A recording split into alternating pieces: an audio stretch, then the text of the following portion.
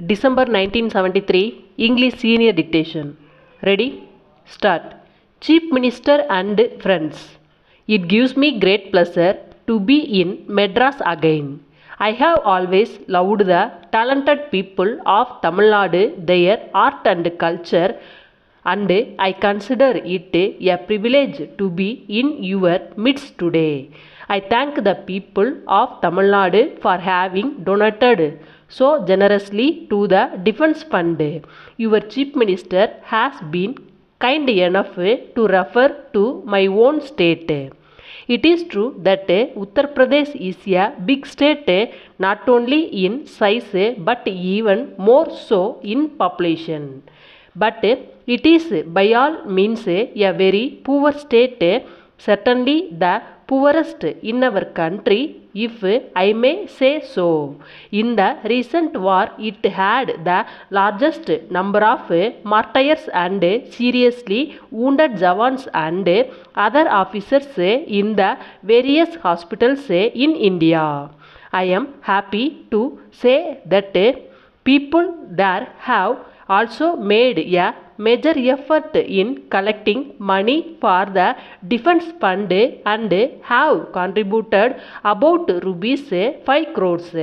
Personally, I feel that there is no harm in having friendly competition in such matters among the states to vie with one another as to who can help our motherland more and who can strengthen the nation more. We all know that the recent war was thrust upon us and we have emerged ourselves as a victorious nation. We had to fight for ideals and principles. I will be failing in my duty if I do not mention that the nation as a whole stood as a one man, forgetting all difference of opinion, and you, the people of Tamil Nadu, have proved that you will be second to none in preserving the unity of the country and in defending our borders. As your Chief Minister has pointed out, not only the actual fighting but also the stresses and strains were so big as to constitute a trial for India's unity and our capacity to get things done. I am proud to say that we have passed through this ordeal with flying colors and all over the country, whether a state was big or small, whether it was backward or forward, we found that the government and the people showed a rare sense of unity and solidarity, and that all sections of the people were willing to serve and sacrifice to the extent possible.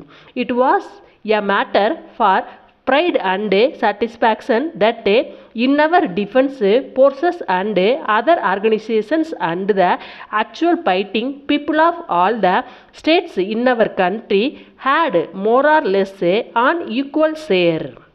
For nearly a decade now, I have been visiting all our borders and trying to see our border posts and understand the difficulties under which our defense forces are living and functioning.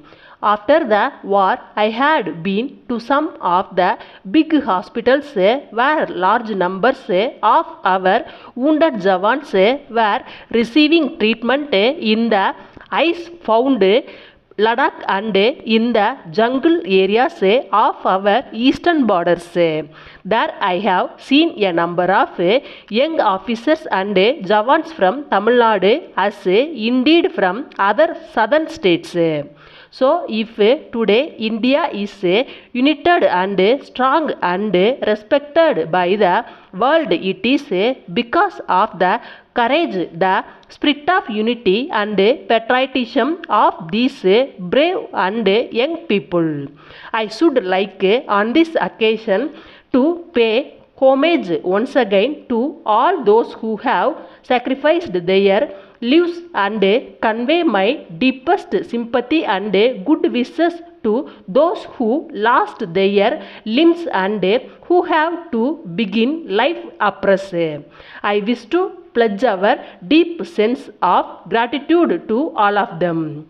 Letter from the Secretary, Madras City Bus Passengers Association, 92 Anna Salai, Madras, to the Director, Pallavan Transport Corporation, Madras. Sir, I would like to bring to your kind notice the inconvenience and difficulties experienced by the city passengers travelling in the corporation transport buses, especially the office going public. It is true that the population of Madras city is growing by leaps and bounds and has already touched the record figure of 30 lakhs.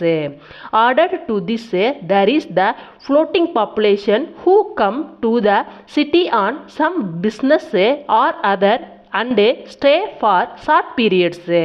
Of late, the problem of transport has become a formidable one and especially travel during peak hours has become next to impossible.